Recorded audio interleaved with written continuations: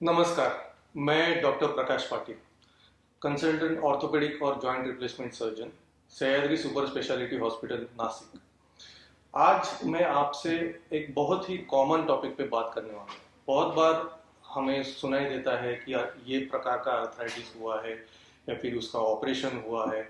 तो एग्जैक्टली ये अर्थराइटिस क्या होता है? अर्थराइटिस इस शब्द का अगर हम अर्थ जाने तो ये शब्द अर्थरोस और आइटिस, ये दो डिवीजन है। अर्थरोस यानी जॉइंट और आइटिस यानी उसका इन्फ्लेमेशन या फिर उसका कोई बीमारी। इसलिए अर्थराइटिस, इसको अगर हम कॉमनली एक शब्द में कहें तो ये जॉइंट की या फिर जोड़ों की बीमारी है। मोस्ट कॉमनली जब जॉइंट दर्द देना शुरू होते तो हम उसको अर्थराइटिस कहते हैं। अभी अर्थराइटिस क्या है, यह जानने से पहले हमें यह जानना जरूरी है कि हमारा जो जॉइंट या फिर जोड़ कैसे तैयार होता है। हमारे शरीर में बहुत प्रकार के जॉइंट्स हैं और बहुत प्रकार की हड्डियां हैं। अगर ये हड्डियां एक दूसरे से बिल्कुल सीधी चिपकी रहे तो हम चल नहीं पाएंगे। ऐसे कहा जाता है movement is life and life is movement. तो हमारे जो लाइफ को मूवमेंट देने का जो कार्य रहता है ये हमारे जोड़ या फिर जॉइंट्स करते हैं। तो जहां पर दो हड्डियां एक दूसरे के संपर्क में आती है और जहां पर उनका मूवमेंट होता है उसे हम जॉइंट या फिर जोड़ कहते हैं। और ये जोड़ अनेक प्रकार के होते हैं। हमारे हाथ का जोड़ होता है, घुटने का जोड़ होता है, हिप जॉइंट या फिर खुबे का जोड़ होता है और मनके का जोड़ होता है। तो अलग अलग जोड़ के हिसाब से उस जोड़ की बीमारी या फिर इन्फेक्शन या फिर इन्फ्लेमेशन होता है, जिसको हम अर्थराइटिस कहते हैं। आज हम जो कॉमनली जॉइंट जो इन्वॉल्व होते हैं उसके बारे में बात करेंगे, जिसमें हम कहते हैं कि घुटने के जोड़ों की अर्थराइटिस। घुटने की जोड़ों की अर्थराइटिस जिसे हम नी अर्थराइटिस कहते हैं। नी अर्थराइटिस वैसे देखा जाए तो ये बुजुर्गों में होती है। जब भी हमारी उम्र 60 के ऊपर होती है तो ये बीमारी आना शुरू हो जाती है। नी अर्थराइटिस क्या होता है? जैसे कि मैंने आपको कहा कि कोई भी जोड़ या फिर जॉइंट, दो हड्डियां एक दूसरे के संपर्क में आने से की वजह से तैयार होता है, वैसे ही हमारा घुटने का जो जॉइंट है या फिर नी जॉइंट, ये घुटने का जो हमारी मांडी की हड्डी जिसको हम फीमर कहते हैं, पैर की हड्डी जिसे हम टिबिया कहते हैं, और नी कैप जिसको हम पटेला कहते हैं, ऐसे ये तीन हड्डियों से तैयार हुआ होता है। अभी ये हड्डियों के नीचे क्या होता है, हर एक हड्डी के नीचे एक कोटिंग होती है जिसको हम कार्टिलेज कहते हैं। तो ये दोनों हड्डियों के एंड में, यानी मांडी की हड्डी के नीचे, पैर के हड्डी के ऊपर और नी कैप के हड्डी के पीछे, ऐसे ये कोटिंग होती है जिसको हम कार्टिलेज कहते हैं। और ये बहुत ही मजबूत लेकिन स्मूथ ऐसा सरफेस होता है। और इस सरफेस का काम क्या होता है कि दोनों हड्डियों का एक दूसरे के ऊपर आने वाला जो संपर्क है वो एकदम फ्रिक्शनलेस करना है या फिर स्मूथ करना है। और ये जब तक कार्टिलेज ये हड्डियों के ऊपर चिपका रहता है, बना रहता है, अच्छे कंडीशन में रहता है, तब तक हम कितने भी जोड़ों को मूव करें, चले, दौड़े, ये तकलीफ नहीं देती। लेकिन तकलीफ तब होती है जब ये कार्टिलेज जो है वो धीरे धीरे निकलना शुरू हो जाता है और एक वक्त आता है कि ये हड्डी से पूरा सेपरेट हो जाता है। और ये कंडीशन में क्या होता है कि एक हड्डी दूसरे हड्डी के ऊपर चिपक जाती है और वो घिसना शुरू हो जाती है। जब भी ये एक हड्डी दूसरे हड्डियों के ऊपर घिसना शुरू होती है, उससे जो दर्द निकलता है उसको हम नी पेन, अर्थराइटिस, सांधे दुखी, ऐसा उसको हम कहते हैं। तो ये एक नी अर्थराइटिस है जो उम्र के हिसाब से होने वाली बीमारी है। अभी नी अर्थराइटिस सिर्फ उम्र के हिसाब से होती है क्या? नहीं। तो ये उम्र के हिसाब से तो ये कॉमनली होती है, लेकिन उसके साथ उसके रिलेटेड कुछ बीमारियां होती है, उसकी वजह से ये बीमारी थोड़ा जल्दी शुरू होती है। जैसे मोस्ट कॉमनली अगर हम कहें तो रूमेटॉइड अर्थराइटिस, जिसको हम संधिवात कहते हैं। संधिवात में क्या होता है कि जोड़ों का इन्फ्लेमेशन शुरू होता है हमारे शरीर में। रूमेटॉइड फैक्टर करके एक फैक्टर होता है, वो तैयार होने की वजह से, जिसकी वजह से हमारे जो प्रतिकार करने वाले जो सेल्स है वो अटैक करते हैं जॉइंट्स के आजू बाजू में। और वो अटैक में जो केमिकल्स रिलीज होते हैं उसकी वजह से हमारा जॉइंट खराब होता है, जिसको हम रूमेटॉइड अर्थराइटिस कहते हैं। ये एक वजह है नी अर्थराइटिस होने की।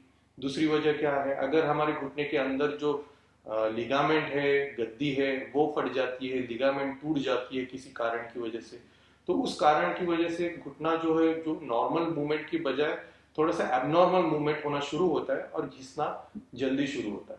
ये एक तीसरा कारण है नी अर्थराइटिस का। चौथा कारण अगर हम कहें तो अगर घुटने से रिलेटेड कोई फ्रैक्चर्स है, जॉइंट के अंदर के फ्रैक्चर से जो ठीक किए गए हो या ना किए गए हो, उसके अंदर थोड़ी सी गैप रह जाती है तो ज़्यादा जल्दी घिसना शुरू हो जाता है।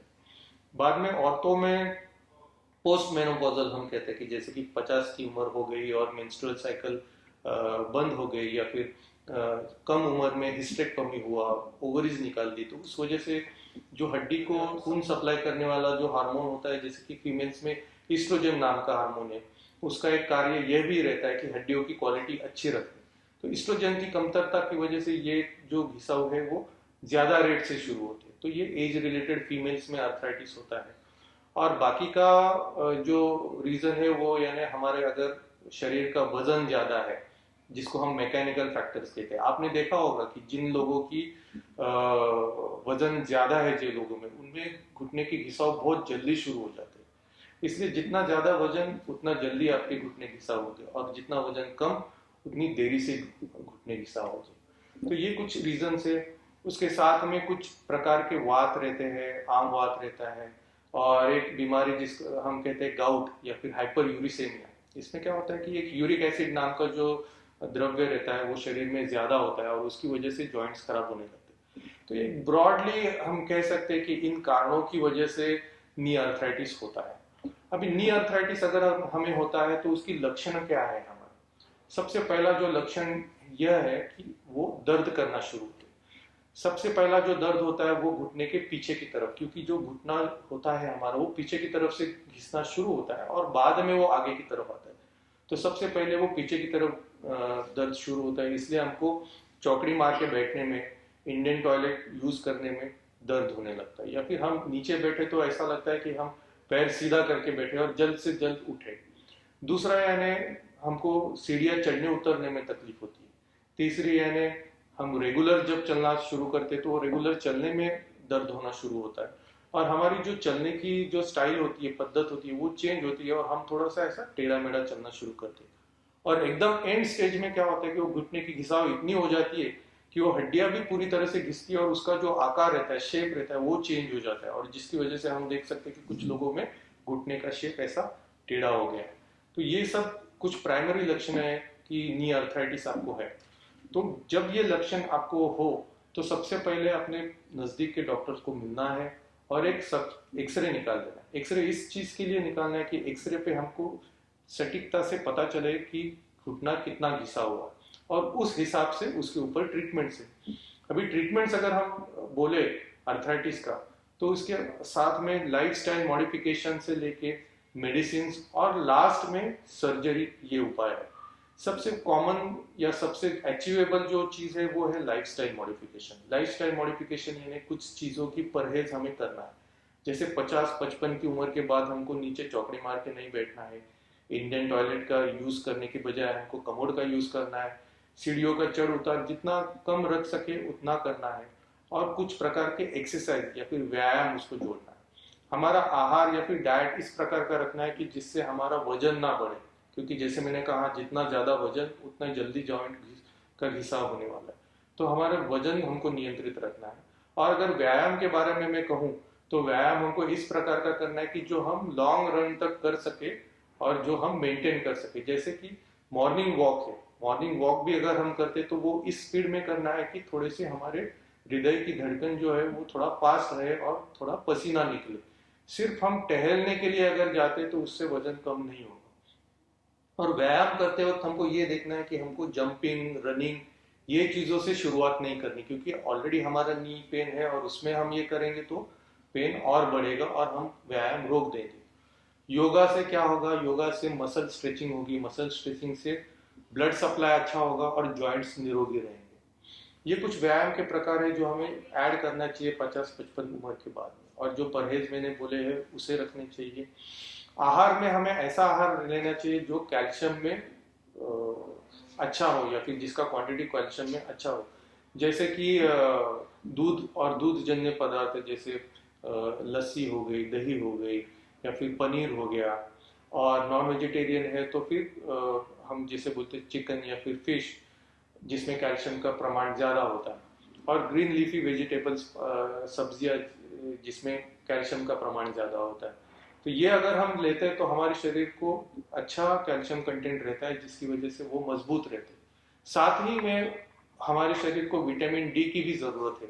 अब विटामिन डी जो है वो नैसर्गिक स्वरूप से हमारे शरीर में तैयार होता है। जैसे हमारा स्किन का कांटेक्ट सनलाइट से या सूर्य प्रकाश से होता है, तो उससे हमारे नैसर्गिक तरीके से विटामिन डी तैयार होता है। इसलिए सुबह एक करीबन हल्की सी धूप में 10-15 मिनट हम बैठे रहे या फिर टहलने जाए, तो भी हमारा जो रिक्वायरमेंट होता है विटामिन डी का, ये पूरा हो जाता है और कैल्शियम एब्जॉर्प्शन अच्छे रहता है। तो नी अर्थराइटिस के बारे में हम जो बात कर रहे थे, उसमें हमको ये जानना जरूरी है कि नी अर्थराइटिस कैसे होता है, उसके लक्षण क्या है, उसके उपाय क्या है।